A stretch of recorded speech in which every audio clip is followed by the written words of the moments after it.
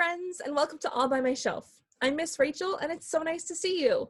Today's panel is Twistory History, a hint of magic.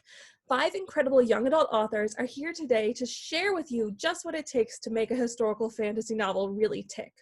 Those authors are Samantha Cohoe, Julie C Dao, Lisa Maxwell, Jodi Meadows, and Laura Weymouth. If you're a Glenside patron, make sure you click the link in the description marked Glenside. That will bring you to a document that will tell you all of the e-copies you are currently able to check out of books that were either written by or talked about by our panelists.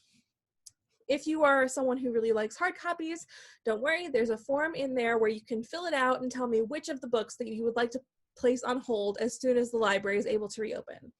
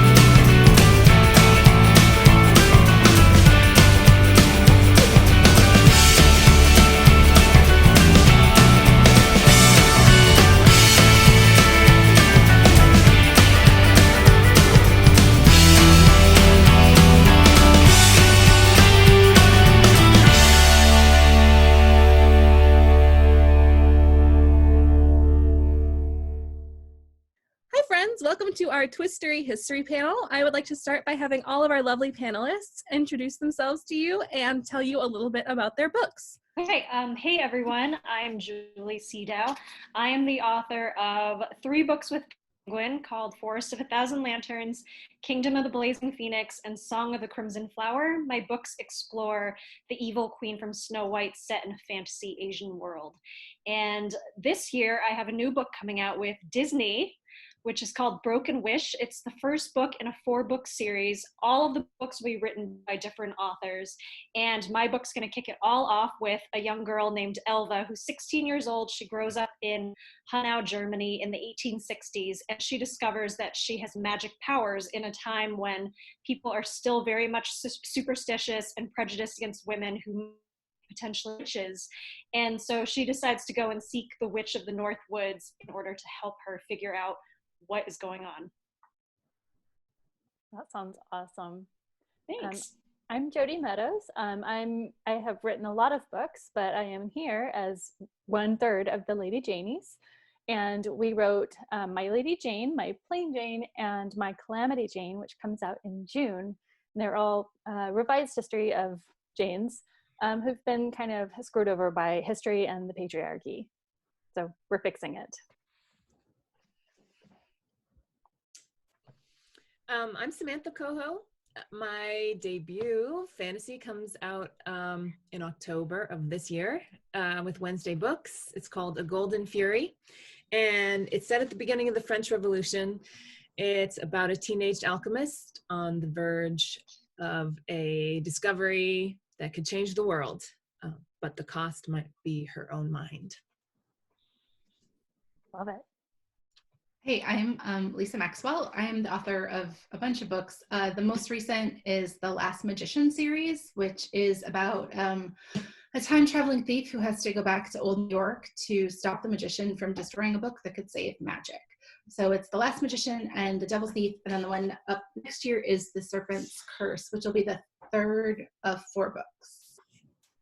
Hi everybody, I'm Laura Weymouth. I am the author of The Light Between Worlds, which is so shiny you probably can't see it, and A Treason of Thorns. The premise of A Light Between Worlds, real quick, is just that it's what I call a post-portal fantasy, which sounds very pretentious, but it's just about some kids who've had your traditional portal fantasy adventure, and they're trying to readjust to life in our world. And then A Treason of Thorns is about an alternate history England in which good and well-being of the countryside is governed by 5 enormously powerful, sentient, magical houses. Amazing. So what drew you all to sort of putting both history and magic into your books? It's a combination that I love. I've always said if I could only read one thing for the rest of my life, it would be historical fantasy. So what sort of drew you towards writing it? I don't know about anybody else, but it's like impossible for me to write anything straight. So I've tried plain contemporary and magic always pops in. So I've just kind of given up and gone with that. And then all of my books, like even from my very first book, have some sort of a historical element. I think, especially with fantasy and with magic, it's interesting to kind of rethink the past, especially the way the past is still kind of echoing today. So similar for me, I can't really imagine writing in the present day. I think because I spend a lot of time in history in my head. I mean, both for my day job and just what I like to read.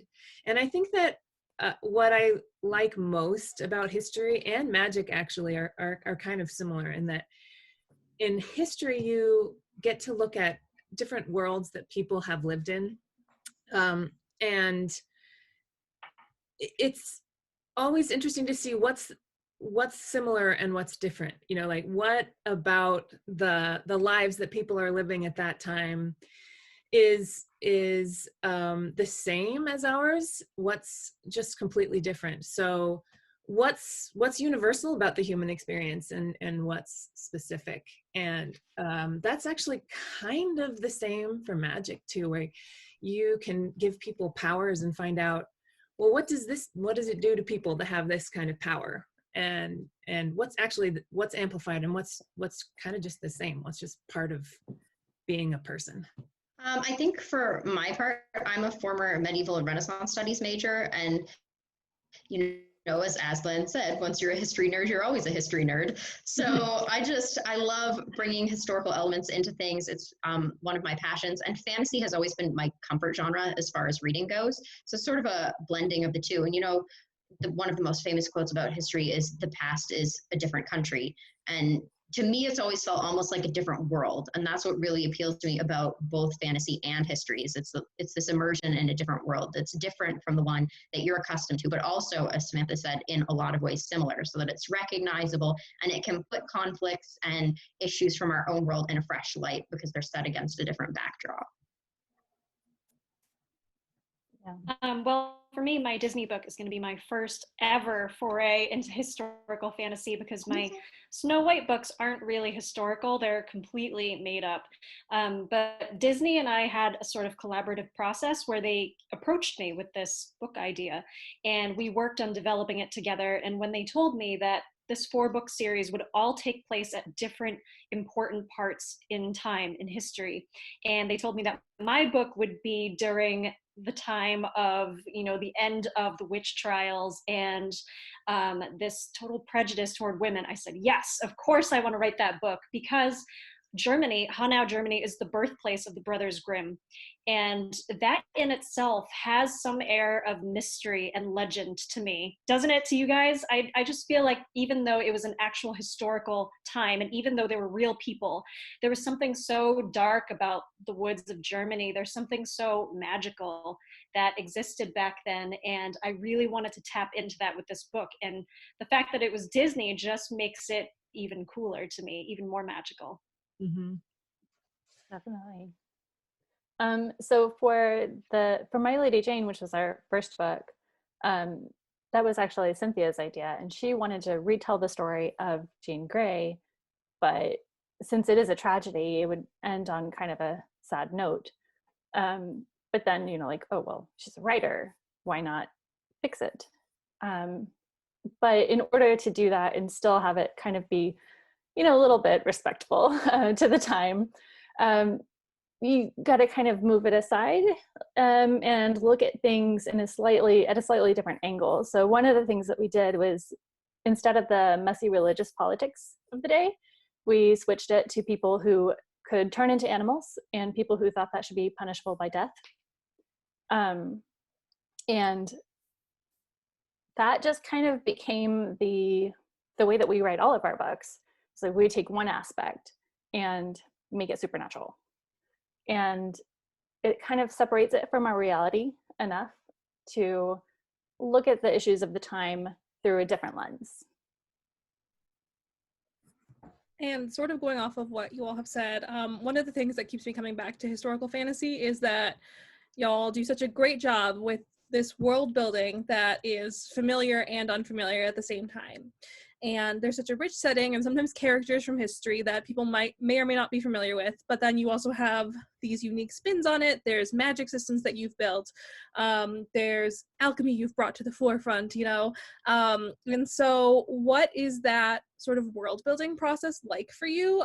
Do you know a lot of it before you start drafting? Do you figure it out as you go? Does your setting influence your magic, or does your magic influence the setting that you pick? What's that sort of process like for y'all? I took alchemy, and that was my magic system. So the book is very much set in the real world, but alchemy works. And that was fun because there are a lot of different sort of theories, and there's a lot of different practices of alchemy. So I did get to pick the one that seemed like it would be the most fun to write about. And of course, then I can sort of do whatever I want with it, because it never actually did work. So you have to be a little bit creative about how it was going to work. But I read a book called The Secrets of Alchemy. They're right here. And this, oh, can you see it? You probably can't see because my background. Oh, well. It goes through practicing a lot of the alchemical experiments as they were documented. And some of them kind of worked a little bit because they were sort of just the precursory to chemistry. They didn't actually, produce the elixir of life or the philosopher's stone or turn base metals into gold. But there was a lot of stuff that I could just lift out. And then that was my magic system. It's just stuff that weird alchemists did in the 16th century, 16th, 17th, 18th century. So that was pretty fun and easy. For my Calamity Jane, it was so weird researching for this book because the three of us knew a lot about British history and the time that we had been writing there, like the Tudor era and the kind of pre-Victorian era for the other Jane books. But for my Calamity Jane, we don't actually know a significant amount of United States history that should just be a thing that we know. So we had to do a surprising amount of research about just the time period, what was going on then, how people brushed their teeth, just random things that you think, oh, this obviously they just brushed their teeth with a toothbrush, but no, not in 1876 apparently. What did they brush their teeth with? Well, our character suggests a frayed stick and some tooth powder. That just doesn't sound fun to me, but it sounds painful. I feel like we need gum splinters of research, and we could just all put our research in it, and then it would save everybody time later. Yeah. Okay, well, for me, I generally speaking start with the magic before I start with the history. Again, like I said, I'm a big history nerd, so I have kind of an encyclopedic knowledge of a bunch of different aspects of history. So I will often start with the magic and the plot and then decide from there which time period and which location I think it lends itself to best. The Light Between Worlds was super obvious just because it's sort of a riff on Narnia. Hey, what's up? Just go ask Daddy, okay? Remember, like we talked about? Okay, bye. So anyway, that was Stitch of Twitter fame.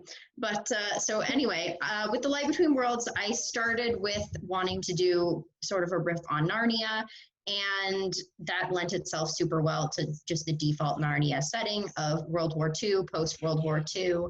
And that led me to the National Gallery of London, which was really cool to talk about because it just sort of served as a reflection of what the girls were going through. And then with the Treason of Thorns, I loved the opportunity to get to sort of rewrite the Battle of Hastings in 1066 and all of that, which was sort of right in my wheelhouse and what I studied in school. So that was a lot of fun. Like sitting here trying to remember like what came first, because it's been a few years, and also I probably have blocked it. I think they kind of came together. It took me a long time to figure out where The Last Magician was going to be set. I mean, originally I thought it was going to be a heist book set in present day, like DC with motorcycles. And that is not even close to what it is. It just never felt right. So I think they kind of came up together. And once I figured out like the time period, then the magic had to be kind of anchored to it. But I mean, for me, like my favorite books are always, my favorite fantasies are the ones that are more, kind of set in our world where the magic feels like it could be real. Like if you just looked the right way, you could see it lurking in the corner. So it was really important that both the history and the magic made sense. Since the book's set in New York, and there's a lot of people that live in New York, and there's a lot of people who know New York, it had to be right. So there was just a ton of research making sure that the actual setting and the history of the setting was right. But then even the magic, because it's set in a real time period in 1902. Like I wanted to anchor it in the fact that to some extent magic does exist. Like we have this kind of cultural knowledge of different types of magic, right? Everything from alchemy to elemental magic to wizardry. So I didn't want it to be set in a world where that stuff didn't exist. So really, it would have been smarter to just pick one. But I tried to put all of them in and explain kind of all of them as part of the world building, which maybe I have regrets about that. But I mean, I think it seems to, I made it like way too hard for myself, but you know. I feel like every time I hear you talk about your book, there are always regrets that are brought up. It all starts with time travel. That is the main regret. Yeah. Yeah. If only it were real, I would go back. And fix your own history. I don't know. I mean, it's turned out okay, so probably not, but. Well, Cynthia and Brody and I have been talking about our next Janie's book, and the words time travel brought up. No. And my first reaction was exactly that. I thought of you and all your regrets. My brain hurts just like all the time. And it was like, I plotted this thing within an inch of its life, but. It doesn't matter. No, not with time travel, no. So, yeah, don't do it. Run away. I don't know how people write time travel because I don't understand it. My brain cannot grasp the concept of a time travel paradox, and that's something that has already happened is about to happen at the same time simultaneously. Like I can't do it. Yeah. I can't do it. I can't either, and I'm in the middle of it, so. Well, clearly you can do it. We'll see. It's not over yet. There's still time to screw this up. For me, to answer Rachel's question, the history comes first for me because I like to think of the setting as a character in and of itself, and it informs the way that my characters speak, the way they think, the way they dress, their cultural norms. In the 1860s Germany, you know, the witch trials had ended, the big witch trials that we all know, but some of the rural villages would have still clung to superstition against women. You notice how it's always against women. So there's that. And my characters, the two main characters are female, and they're very cerebral in the way that they use magic, because I wanted to touch on the fact that women had to be so inside their heads. They had to hide so much of themselves and their true selves because they might not be accepted for who they are. So there is always that tension, that push and pull between your true self and what society wants you to be like. That really spoke to me about this particular historical period. And I don't know, I'm just a really huge plotter. So I always have to do all the research on what actually happened and what actually that time period and that country was like before I can really start branching off and being creative. And you all just touched on research a little bit, but one of the questions I'm always interested in whenever there's anything involving historical settings and stuff, is there anything you found while researching that you thought was super interesting but that didn't make it into your book for whatever reason? It could be that it just has nothing to do with what's happening, but you saw that sort of nugget of information and you're like, yes, this is hilarious or great and just really interesting. Or anything that did make it in that you really just want to talk about. I just shoehorned everything that was really weird into it. I mean, I got Teddy Roosevelt carved out of butter in The Devil's Thief, so I feel like if it was a really good nugget, I found a way. But yeah, like there's totally a lot of like research that doesn't make it into books. One of the things that I tried really hard to keep in the final draft of My Lady Jane was the poop moat around the Tower of London, and I think it got cut eventually. I don't know. I just thought it was really interesting that they just dump poop in there. The grass is really green around it right now, though. So that's a plus. Yes, it's quite pretty now. Isn't it funny how much research we have to do, and like 98% of that research never makes it into the book? But I really feel that enriches the book that we actually do write, because we know this in our head, we know all the details. And it's certainly true for me and Broken Wish, because the Brothers Grimm don't make a cameo. I was thinking about having them make a cameo because this is their birthplace, but I did this entire research on their lives and where they ended up going. They were professors at the University of Berlin. And I wanted them to make a cameo, but it just didn't make sense.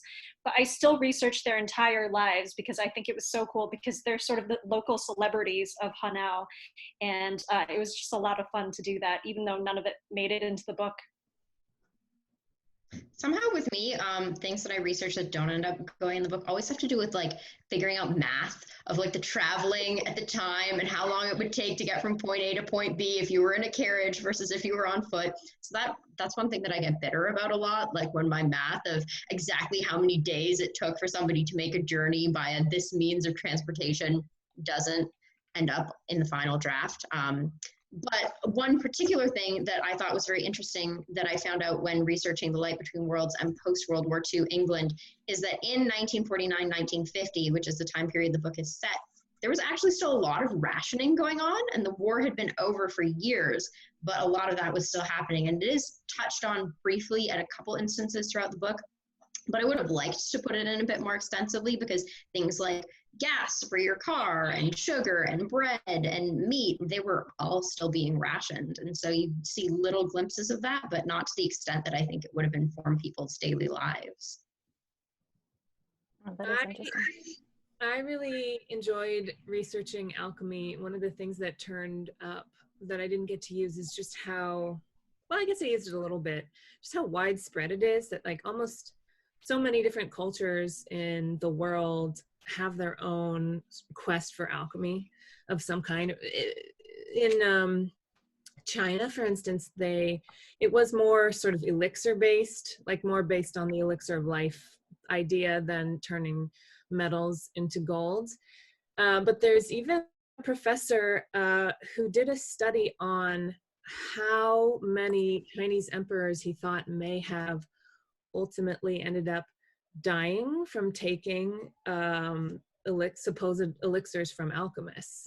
And it's conjecture, but I thought that was I kept waiting for an opportunity to put that in. It didn't work out, but maybe one day. Maybe one day. Are there other historical times or places that you would like to write about that you have not yet gotten the chance to? There is a manuscript with my agent currently where half of the book is set in La Belle Époque, France, at the end of the 19th century. So that's always been a time period that I've always wanted to write, because it was such a cultural phenomenon in terms of art and literature and all kinds of beautiful creative works that were being created at that time. So that was kind of a dream come true. We'll see if it sells. Fingers crossed. Absolutely. That sounds wonderful. Thank you. I have a lot. My next book, Bright Ruined Things, coming out in 2021, is set in the 1920s. That's a fun time period. I'm a Latin teacher, so obviously really any time in the Roman Republic or Roman Empire, and that covers a lot of, space too. So could be a whole lot of different places in there. I've been reading about Byzantium a lot lately, so maybe one day Byzantium. I have a back burner idea that I never actually get around to starting a draft of, but I would love to do a YA someday set in 13th, 14th century England in a convent, because there were so many opportunities available for women in convents at the time that were not available anywhere else. And it's this cloistered community, all women. There's this really kind of pressure cooker, faith-based environment. You had women who were mystics who were writing texts that we still read to this day. So it was just a really interesting environment, and there were a lot of unique gender politics sort of going on in that particular environment at the time. So I would love to write something set around then and in that sort of an environment. I tend to find a lot of history really fascinating, but very intimidating. So I don't really have anything that I really want to write about until I'm apparently writing about it. And then I don't have a choice but to like just dive in and get over being intimidated. And Jodi, you Janies have another series coming out that's a different name, right? What's that? Yeah, so the first one is going to be My Contrary Mary, and it is set in the same world as My Lady Jane with the Athians, the animal people. And then the other Marys are up in the air right now. We were going to have My Typhoid Mary be next. So if you need me, I'll just be over here like trying to find some way to calm myself down about not having a plan currently. But yeah, we're currently brainstorming what emergency book we'll write instead.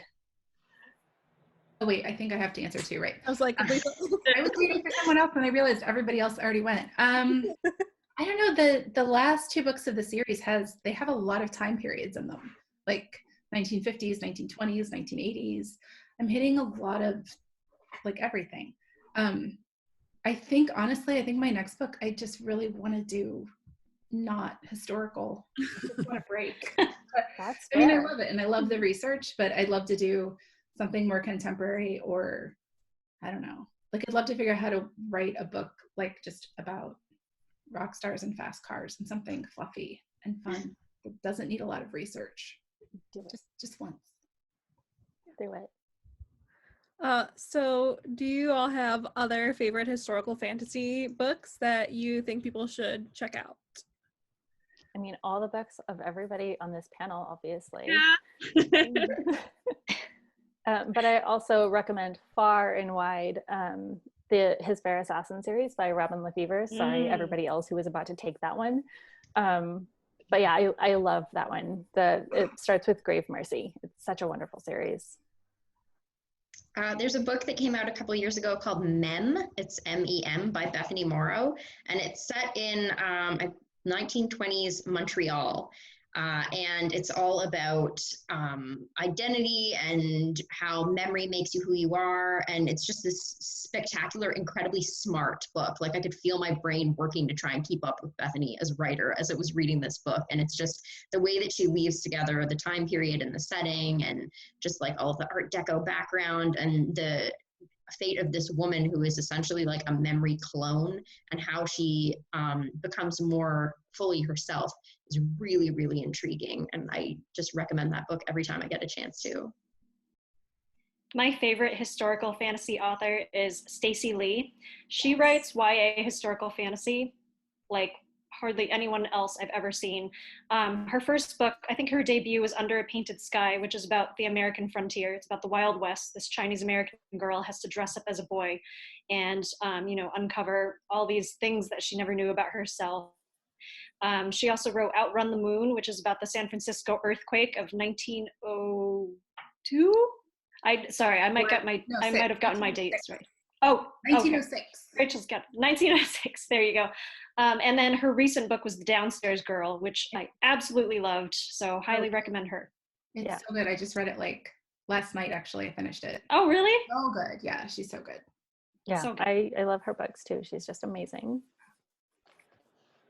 Mine's not, it's not YA, but it's the book that kind of made me realize that historical fantasy was a thing, and that's Jonathan Strange and Mr. Norrell by Susanna Clarke. It's it's not short and it's not easy. Actually, I gave it to my brother, and he 200 pages in was like, we still haven't met Jonathan Strange, and we just met Mr. Norrell. And I was like, yeah, sorry. But it's amazing. It's brilliant, and it's set in the Napoleonic era, and there's fairies, and it's sort of in that tradition too. I really love Sorcerer to the Crown by Zen Cho. Yeah, Regency, fantasy, it's great. One that I loved this last year it's called The Cold is in Her Bones by Petronelle Van Arsdale. And it's just like, it's not set, I don't know if it's set in any specific like recognizable period, just kind of like older European setting, but it's a kind of a Medusa retelling, but it reads like a fairy tale, and it's just gorgeous and smart and beautiful. I'm pretty sure I moderated a panel where you two were both on it. Yeah, like with her first book. Yeah, she's fun in general, but I was like blown away by the book because like an idiot, I'm reading it about girls with snakes in their hair, not realizing it's Medusa, because that's how bright I was at that point. But until the end, I was like, oh, right, yeah, really good. So this is my final question, and it's one of my favorite things to ask, because I think a lot of people are always like, oh, who would you cast in a movie? But my spin on that is, if you could have your book adapted into anything, okay, not just movie or TV, but a ballet, a puppet show, manga, whatever you can dream of, what would you want it to be? What medium do you think would suit it the best? I mean, I'd love to see mine as a Disney movie with musical numbers. And because it's a 4-book series, I think it would be also cool as a TV show if each book was one season. But, that's not up to me. I really do hope for singing with yours, though, because I love it when you sing. The singing episodes are always my favorite. The singing's the best. That's such a good idea. Like, I'm so not inventive. I just really want a Netflix series. But if you could put singing, like Newsies singing, I'd be super happy. Tap dancing and moving around and stuff. Yeah, I think Boys in Suspenders, like I would definitely be into that. Yeah. I also said musical. I was thinking more Broadway than Disney, but yeah. I mean, I would love to see my characters burst into song and do a little dance number. Because mine have a lot of British history and descriptions of settings within either the British countryside or London, I'm definitely going to go with a BBC miniseries. Yes. One of the ones with like 6 episodes where they're an hour and a half long and they just look so gorgeously real. That's definitely what I would go for. I would definitely watch that, Laura. I'm so obsessed with BBC and everything they do. Their production value is just incredible no matter what they take on. Yeah. I think I would want an anthology style TV show, like one Jane for one season, next Jane for the next season. Yeah, that would be awesome. Yeah, it would be fine if there were singing too. I don't think that there's a lot of like opportunity for singing, but I'm not a movie person, so what do I know? Maybe somebody could find a way. I'd be cool with that. You could have G as a tap dancing horse. Oh my gosh. It is, well, I don't think he's got shoes because of like all the times he turns into a human, and you wouldn't want shoes nailed into the soles of your feet too. But magic. There's ways around magic. Yeah. Yeah.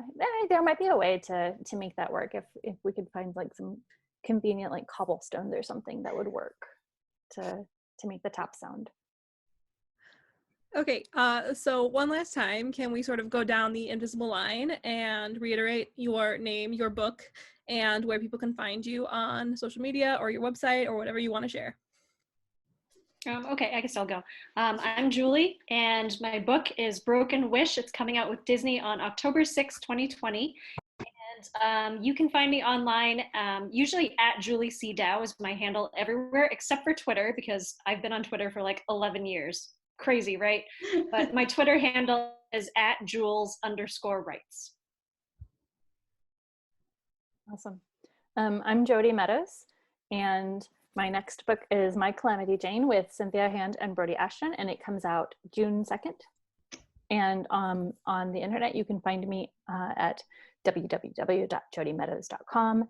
And on Instagram, my name was already taken, so I took the next obvious choice, Unicorn Warlord. I'm Lisa Maxwell, and I write the Last Magician series. And you can find me mostly on Instagram. It's at Lisa Maxwell YA. Sometimes I'm on Twitter, but usually just complaining about things there. And my website is www.lisa-maxwell.com. All right, I turned off my background so you can see my book now. I'm Samantha Cohoe. My book is A Golden Fury. You can pre-order it now. It comes out in October. I am on Twitter at smcohoe. I am on Instagram, Samantha Cohoe, and my website is www.samanthacohoe.com.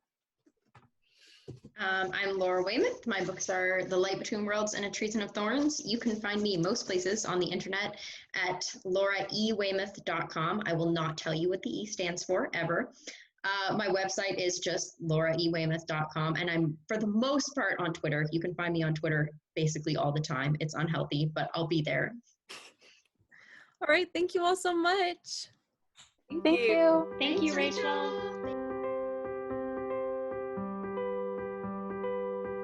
Hey y'all, thanks so much for tuning into this panel. If you're looking for more panels like it, make sure you check out the All By Myself playlist on our YouTube page. It'll tell you all of the different panels that you're able to watch.